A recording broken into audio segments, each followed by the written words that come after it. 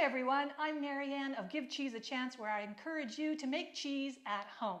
This is our third video in a series with Gurth Pretty, who is an international cheese judge, a cheese book author, and owner of Lakeview Cheese Galore, a cheese shop in Mississauga, Ontario, Canada.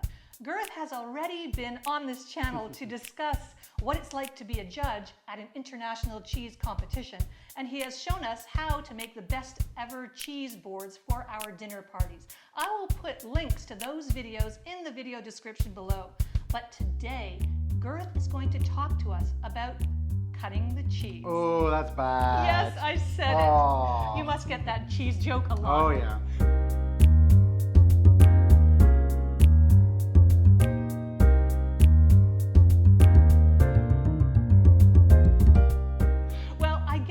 Different aspects to cutting cheese. There is how you cut cheese to prepare it for a cheese board, which is usually done in a cheese shop. And then there is the etiquette associated with cutting into a piece of cheese when you want to eat it in a social setting. So let's talk about both of those. Is there a way that a cheesemonger learns how to cut a large wheel of cheese to present the cheese for sale in a cheese shop? Certainly. You as a consumer, you want to be able to see what the center looks like. So we cut the cheese in half by using either a big double-handled knife, but then it's a lot easier and faster to use a wire slicer. Here I've got a half a wheel, but I also like to show it prettier by just cutting it in half. Again, so cutting into quarters. See how easy that was? So that's really interesting. This is just a long wire with a handle that you pull. That's right. That's attached to a spring underneath. Okay, and you don't need a lot of strength or anything? It depends on the cheese. Oh. Because I also use this for cutting pieces of Parmigiano Reggiano from a wedge. Which is very hard. It is a hard cheese. Okay. But you know, this wire slicer cuts beautifully, cuts nice, clean cuts. And then what I do is I wrap up the cheese actually in plastic, because again, consumers want to see what the cheese looks like in our display fridges. So the plastic isn't really the best for the cheese itself. It's not. Cheesemongers have to put the saran wrap around it. Exactly. Yeah, we use plastic wrap. Every time we cut from a piece of cheese, we re-wrap it in fresh plastic wrap so that it doesn't get cross-contamination and also that it looks pretty. So yeah, this is how we cut bigger wheels of cheese at the cheese shop. And it works great. People are always amazed. You can buy smaller versions of these for home use as well. So what if you don't have a machine like this at home and you can't afford the smaller version? Are you recommending someone use a large knife like this? No, you don't need to have a big knife like that. A good sized steak, sorry.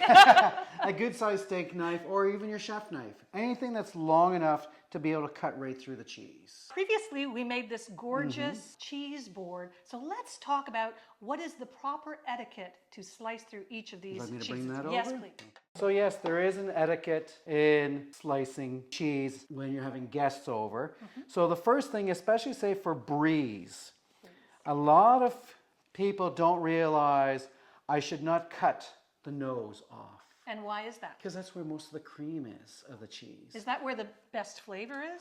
Potentially, because cream is fat, fat is flavor. All right. So it's best if instead cutting the entire length of the wedge to be able to get all the different flavors also of the cheese. For a cheese like say this one right here, where actually the rind is wine, you don't just want to cut right in the center, because you're not going to get any of the flavor of the cheese. For this cheese, you want to be cutting more wedges. Okay. So like that. So each piece gets a bit of the rind. Right. Exactly. So the rind will taste slightly different than the center. Yes. And each person should have an opportunity to have a piece with the rind as well as the center. Okay. For our cheese with the black truffle, that one has wax on the outside. So you should trim off the wax. As the truffle flavor is throughout, you can cut it into smaller pieces. Now, I don't recommend that you cube the cheese because then greater surface area, the cheese will dry out faster. You don't want that. Don't want that. So a piece of cheddar, you would also just have a knife like that and each person would cut their own. Exactly. Okay. Now, the challenge is those when you offer wedges like this, someone might go in and say, yeah, I'm going to take 3/4 of that piece of cheese. That's, you want to prevent that? well, Of course. you try to, yeah, you know.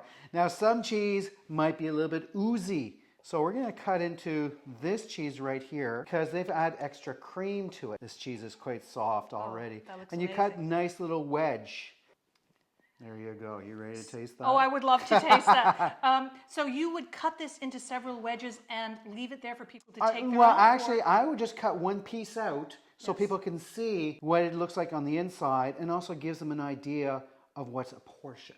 Okay. Of the cheese. So you make the initial cut and everybody else will follow suit by the indication of the piece. And again, say with the blue cheese, it's important that people sample both the rind and the center. So the rind of this blue cheese is edible? Oh, yeah. I would think some people wouldn't want to try that. Well, it's up to the individual. Okay. Some people will, some people won't, and that's okay. So for this blue cheese, I just you would cut it like this? A little bit smaller. So you'd put little pieces there and people would get the idea of how to slice this cheese. Then we have another cheese. What is that? We have burrata.